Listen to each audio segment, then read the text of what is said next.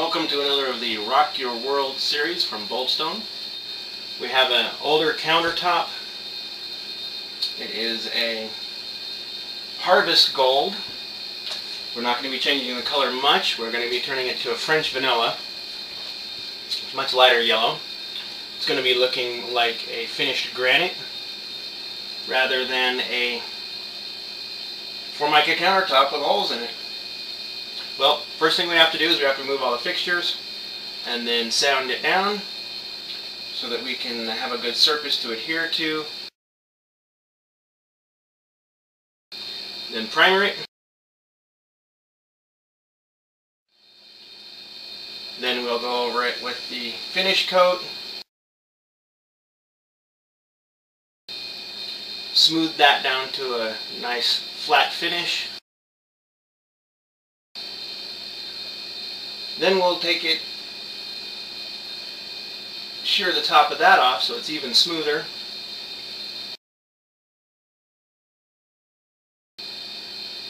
Finalize it with a 2-part urethane top coat. And when we're done, we will have a polished French vanilla granite countertop. Let's get to it.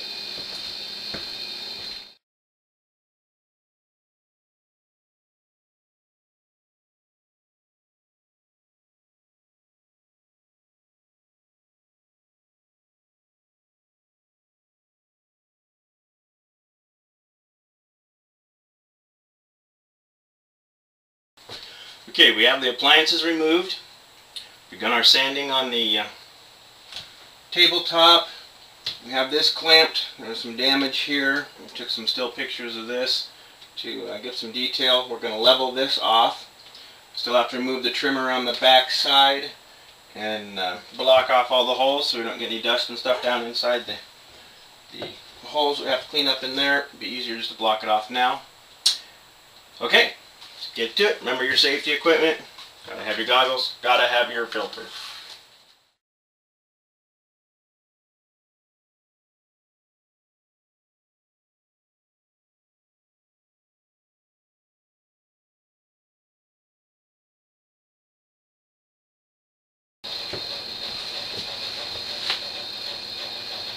Okay, we finished our mechanical sanding. Sanded off all the spots that were bad in here. Sanded off the little hole, sanded off this edge here, leveled it out. Coming back in with a little sponge sander, about an 80 grit. Going back over the top of this, making sure everything's clean, level, that we don't have any chips or anything left. And we're going to vacuum this all off.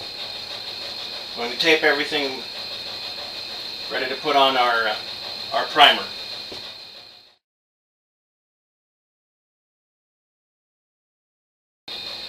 We're using our standard primer on this. We've got a good surface for it to adhere to. It's fairly roughed up. It's excellent primer. And we're going to first go over all of the spots where there was damage in the material to make sure those are all sealed well. And then we're going to prime the rest of it. See you in a few minutes. As you can see here, these are the damaged areas that we took shots of earlier. Right now I'm going to specifically brush in a little bit of the primer onto these sections just to make sure that they're well sealed. So they're technically going to get a double shot of primer. Fan that out a little bit. Plus it helps me make sure that all the indentations, any loose pieces of material or anything like that are actually covered and that they're not going to be an issue. The material will hide this little bit of an indentation you might be able to see there, or this right here. It will cover that, but those are less than a 1/16 of an inch thick, so don't expect the product to cover up major flaws, grout lines, things like that, especially if you're just shooting it on and then troweling, or not troweling it on, especially if you're just shooting it on and then rolling it out.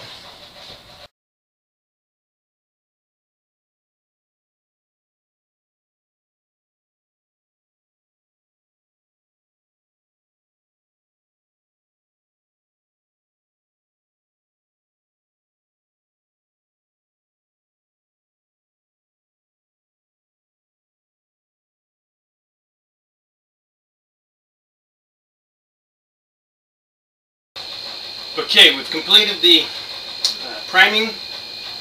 Got a nice thick coat of primer on there. Well, technically thick. We used the whole 8 ounces of paint primer to do this whole counter.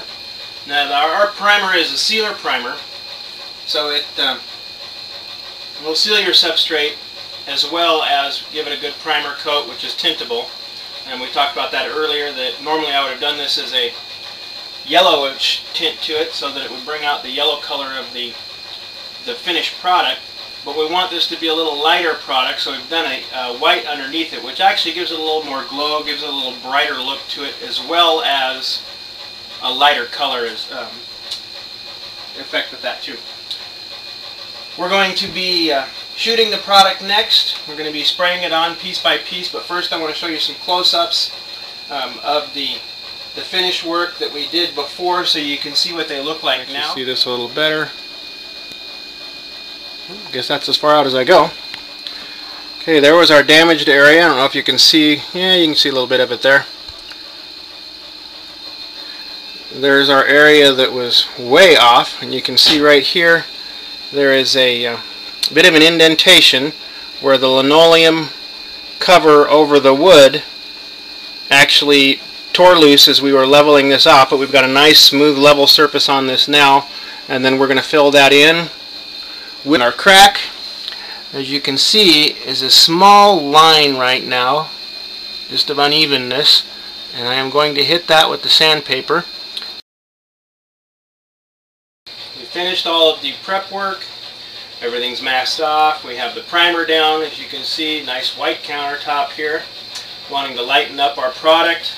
BOLDStone products are a bit translucent, so the surface won't necessarily show through, but it will give you a little bit of effective coloring on the finished product. And we're ready to shoot. We're going to use a regular drywall hopper on this, then we'll trowel it down. You'll get to see a finished product. And we're removing the top. I've already loosened this up. These are pretty difficult to remove.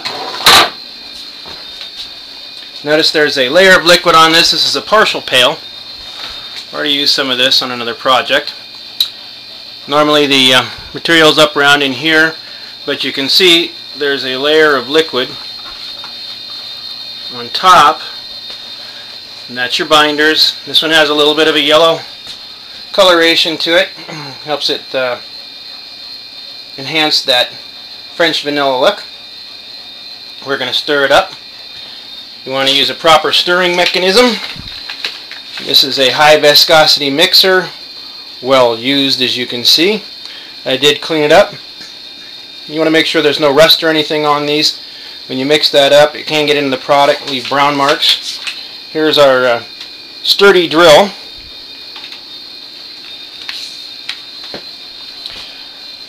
Put that in the middle, put it in a little bit.